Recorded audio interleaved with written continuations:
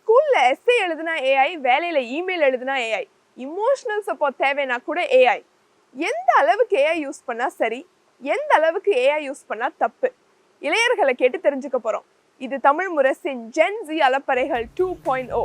நம்மளே எதுவுமே யோசிக்காம செய்யும் போதோ நம்ம ஹியூமன் மைண்டுக்கு அது ரொம்ப டேஞ்சரஸ்னு நான் நினைக்கிறேன். ஏஐயை ஒரு தெரப்பிஸ்டாகவே நினச்சி பர்சனல் இன்ஃபர்மேஷன்லாம் கொடுக்குறாங்க. அதுக்கு வந்து மனித குணம் இல்லை. ஸோ அதுக்கு வந்து அந்த சுச்சுவேஷன் ஃபுல்லாக புரியாது. ஃபுல்லாக ஏஐ மேலே வந்து ரிலை பண்ணக்கூடாது. நம்ம ஒரு ஃபோட்டோ ஷூட் எடுக்கணுங்கிற கூட ப்ராம்ப்ட் தெரிஞ்சால் அந்த ஃபோட்டோ ஷூட்டை நம்ம ஈஸியாக வந்து அந்த இடத்துக்கு போகாமலே நம்ம நல்லா எடுத்துடலாம்.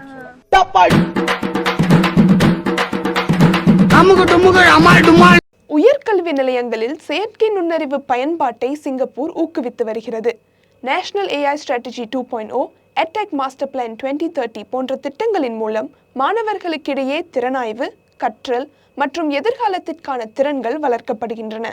அதற்கு செயற்கை நுண்ணறிவு பயன்பாடு குறித்த நெறிமுறைகளும் வழிகாட்டுதல்களும் அடித்தளம் அமைக்கின்றன. ஏஐ யூஸ் பண்றது சேஃபா டேஞ்சரஸ்னு நினைக்கிறீங்களா? அது வந்து என்ன சூழ்நிலையில் பயன்படுத்துகிறோன்னு பொறுத்திருக்குன்னு நினைக்கிறேன். அசைன்மெண்ட்ஸ் தெரியல, அதை புரிஞ்சுக்கிறதுக்கோ இல்லாட்டி மற்ற பல விஷயங்களை வந்து கற்றுக்கிறதுக்கு வந்து யூஸ் பண்ணுறதுக்கு ஏஐ வந்து நான் ரொம்ப சேஃப் தான் நினைக்கிறேன். பட் நம்ம வந்து நம்மளோட பர்சனல் டேட்டா வந்து ரொம்ப ஷேர் பண்ணுறப்போ இல்லைனாட்டி வந்து நம்மளோட அசைன்மெண்ட்ஸை செய்கிறதுக்கே வந்து ஏஐ யூஸ் பண்ணுறோம் அப்படின்னா வந்து கொஞ்சம் டேஞ்சரஸ் தான். நம்மளே எதுவுமே யோசிக்காமல் செய்யும் போதோ நம்ம ஹியூமன் மைண்டுக்கு அது ரொம்ப டேஞ்சரஸ்னு நான் நினைக்கிறேன். எஃபிஷியன்சிக்கு அது ஏஐ யூஸ் பண்ணலாம். ஆனால் லைக் கான்செப்ட்ஸ் எக்ஸ்பிளைன் பண்ணுறதை தவிர்த்து லைக் இந்த கொஷனுக்கு ஆன்சர் என்ன அப்படின்னு சொன்னால் there's no point in like utilizing AI. மற்றவங்க கொடுக்குற அந்த அவுட்புட்டை வந்து நாம் அப்படியே காப்பி பேஸ்ட் பண்ணாமல் நாம் வந்து we can like paraphrase and make it our own such that இதில் என்னோட இன்புட்டும் இருக்குது அப்படின்னு காமிக்கிறதுக்கு நிறைய பேர் வந்து லைக் ஏஐயை ஒரு தெரப்பிஸ்டாகவே நினச்சி பர்சனல் இன்ஃபர்மேஷன்லாம் கொடுக்குறாங்க. அது வந்து ரொம்ப டேஞ்சரஸாக நான் பார்க்குறேன். ஆல்தோ இட் கேன் ஒரு நல்ல சப்போர்ட் தான், லைக் நம்மளோட ஃபீலிங்ஸை கொட்டுறதுக்கு ஒரு நல்ல பிளாட்ஃபார்ம் தான். பட் அந்த தெரப்பிஸ்ட் அளவுக்கு அந்த ப்ரொஃபஷ்னாலிட்டி வந்து ஏஐ கிட்ட கண்டிப்பாக இருக்காது. ஸோ அது வந்து ரொம்ப டேஞ்சரஸ். ஆனால் இப்போ இருக்கிற இளையர்கள் ஏன் மனுஷங்களை விட்டுட்டு ஏஐ கிட்ட பேசுறாங்க? இது ஒரு நல்ல கேள்வி.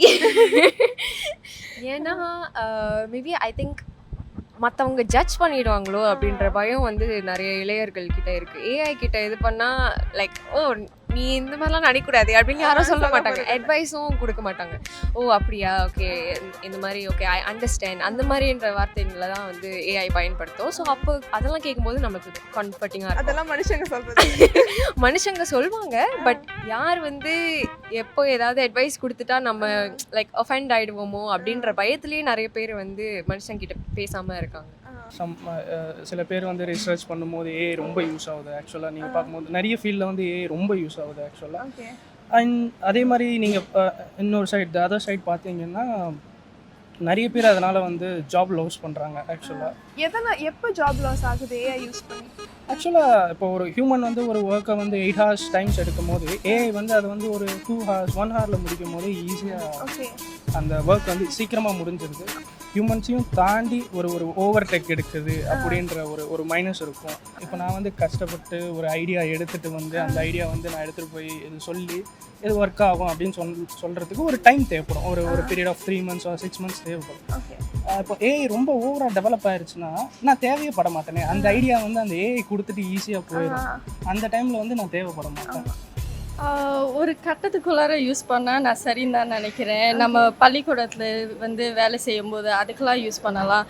ஆனால் வந்து ஒரு சிச்சுவேஷனை நம்ம வந்து ஒரு மனிதராக வந்து அந்த ஏஐ ரிப்ளேஸ் பண்ணும்போது அது கொஞ்சம் தப்பாக மாறுது. எந்த மாதிரி சிச்சுவேஷன்? எக்ஸாம்பிள், ஒரு எத்திக்ஸ் மொராலிட்டி அந்த மாதிரி சிச்சுவேஷன் அப்போ ஏஐ யூஸ் பண்ணுறது வந்து தவறுன்னு தோணுது. ஏன்னா அங்கே வந்து அதுக்கு வந்து மனித குணம் இல்லை. ஸோ அதுக்கு வந்து அந்த சிச்சுவேஷன் ஃபுல்லாக புரியாது. இப்போ நம்ம வந்து லா ஜட்ஜ்மெண்ட் அந்த மாதிரி ஏஐ யூஸ் பண்ணால் அது அவ்வளோவா அப்ரோப்ரியேட்டாக தெரியாது. ஏன்னா அதுக்கு வந்து கரண்ட்டாக நடக்கிற சிச்சுவேஷன் ஃபுல்லாக புரிஞ்சிக்க முடியாதுன்னு நினைக்கிறேன். இப்போல்லாம் ஏஐ வீடியோலாம் இருக்குல்ல, அதில் வந்து சில தடவை வந்து நமக்கு வந்து இது ஏஐ வீடியோவா இல்லை ஏஐ வீடியோ இல்லையான்னு வந்து டிஸ்டிங்விஷ் பண்ணதுக்கு வந்து கொஞ்சம் கஷ்டமாக தான் இருக்கும். ஃபுல்லாக ஏஐ மேலே வந்து ரிலை பண்ணக்கூடாது. இது வரைக்கும் நம்ம பேசினதுல ஏஐனால வரக்கூடிய நன்மைகள் தீமைகள் ரெண்டை பத்தியும் இளையர்கள் பேசினாங்க. முக்கியமா ஏஐயை எந்த அளவுக்கு பயன்படுத்தணும், எந்தெந்த விஷயங்களுக்கு பயன்படுத்தணும் அப்படிங்கிறதுலையும் இளையர்கள் கவனமா இருக்கணும் அப்படின்னு சொன்னாங்க. மீண்டும் ஒரு ஜென்சி அலப்பறைகள் எபிசோட்ல உங்களை பார்க்குறேன். நன்றி.